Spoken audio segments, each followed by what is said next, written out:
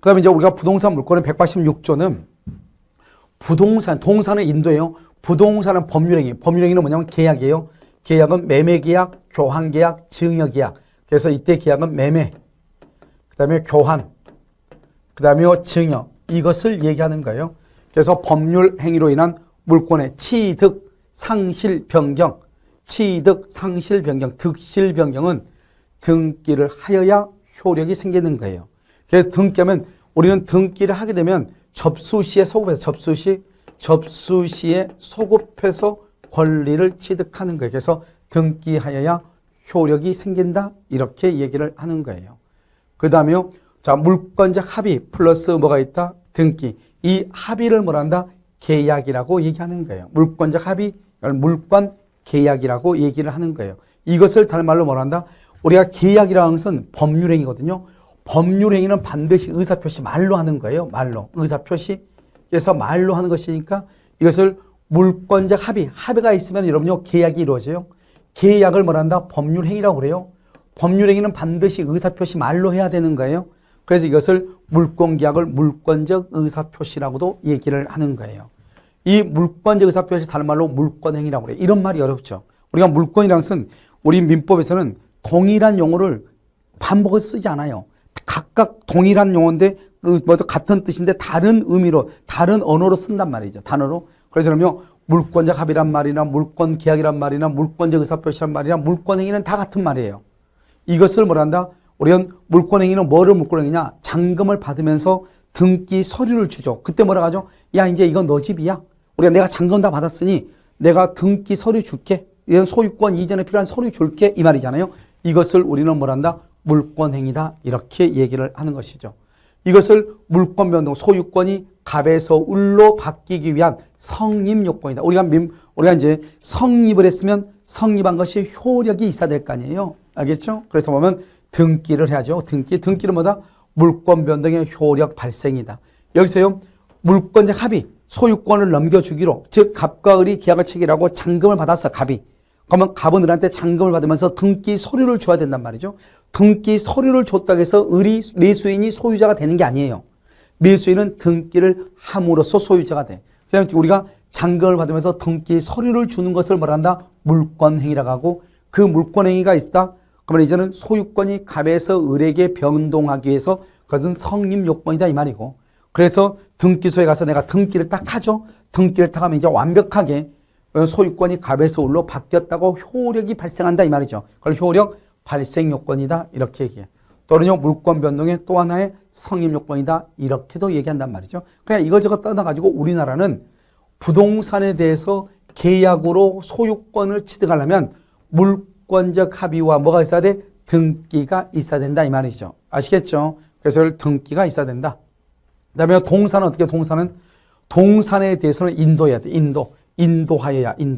인도는 뭐라냐? 점유를 이전시키는 것을 인도라고 얘기하는 거예요. 점유를 이전하는 것을 인도. 양도는 뭐냐? 점유를 이전은 이전인데 어떻게 한다? 법률 행위에 의한 이전을 뭐한다? 양도라고 하는 거예요. 알겠죠? 그래서 인도하여야 효력이 생긴다. 자, 물권 변동은 똑같아. 우리가 동산이든 부동산이든 물권적 합의를 하고 우리가 부동산은 등기를 해야 되는데 여기는 인도를 해야 돼. 인도는 현실의 인도, 간이 인도, 점유 개정, 반환, 청구의 양도 여러 가지가 있어. 알겠죠? 특히 여기서 여러분 나중에 점유 개정의 경우는 선의 취득이 인정이 된다, 안 된다? 안 된다. 그래서 점유 개정은 선의 취득이 인정된다. 그건 나중에 배우는 거예요. 아시겠죠? 자, 여기까지입니다. 일단 보고. 그 다음에 여러분요, 이제 어디로 보냐? 이걸 이제 좀 봐야 되는데요. 우리가 이제 민법 총칙에서 한번 볼 기회가 있는데요. 이걸 왜 보냐면 186조냐, 187조에 따라서 달라지거든요. 우리가 이제 형성권이라고 하는 것은 뭐냐? 일방적 의사, 일방적이란 뭐예요? 상대방의 동의가 필요가 없다 이 말이에요. 일방적으로 말로 하죠. 의사표시 말로 하면은 법률 관계, 다른 말로 권리 관계가 발생, 변경, 소멸하는 거예요. 이것을 형성권이라고 그래요.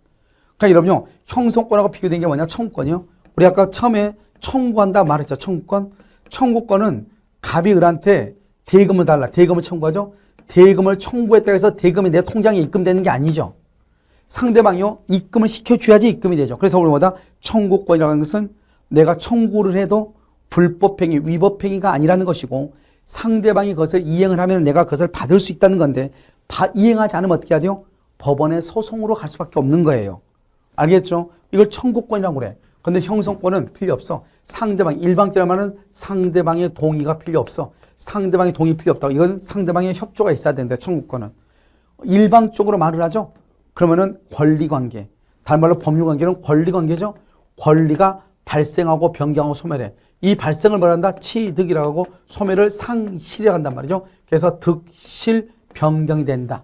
알죠? 발생, 변경, 소멸 이것을 득실 변경이라고 하죠. 법률관계, 권리관계가 득실 변경이 되는 현상. 그것을 우리는 뭐라고 한다? 형성권이다. 이렇게 얘기를 하는 것이에요. 알겠죠? 그럼 여기서요.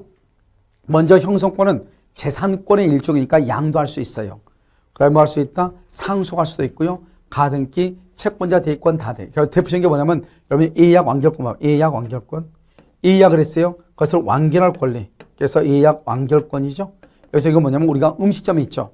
고급 음식점 레스토랑이에요. 우리가요. 먼저 예약을 했어. 근데 이미요 선불로 다 줬단 말이죠.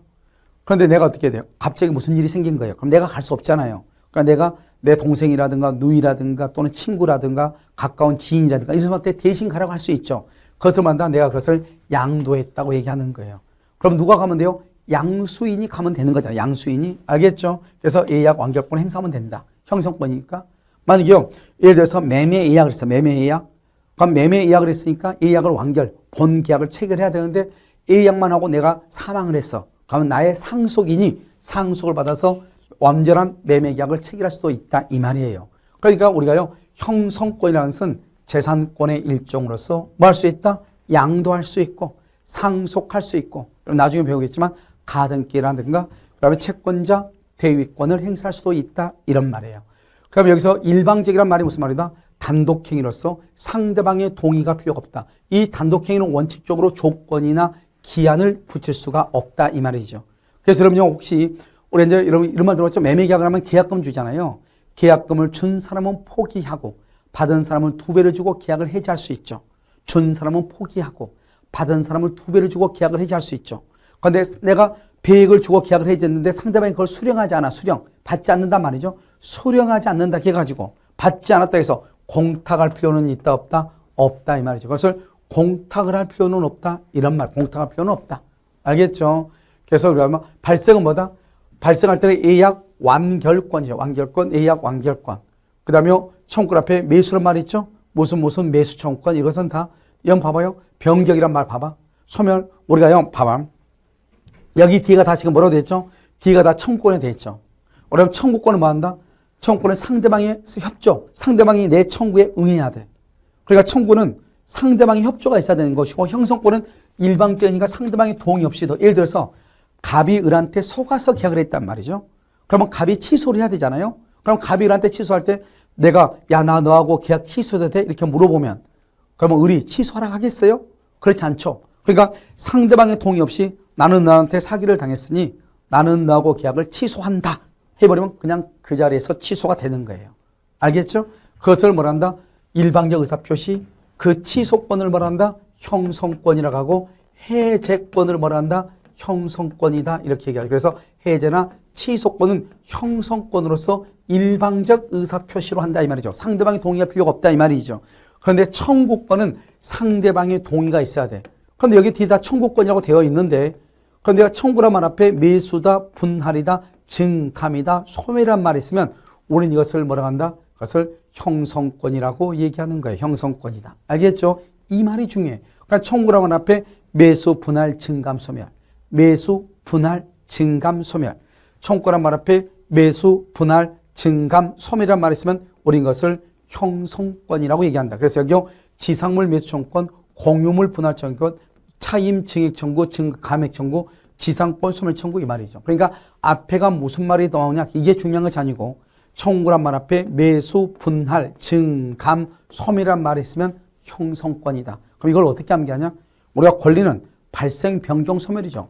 매수하니까 발생하는 것이고 변경은 뭐예요? 증액, 감액하니까 변경이고 분할하니까 변경이잖아요.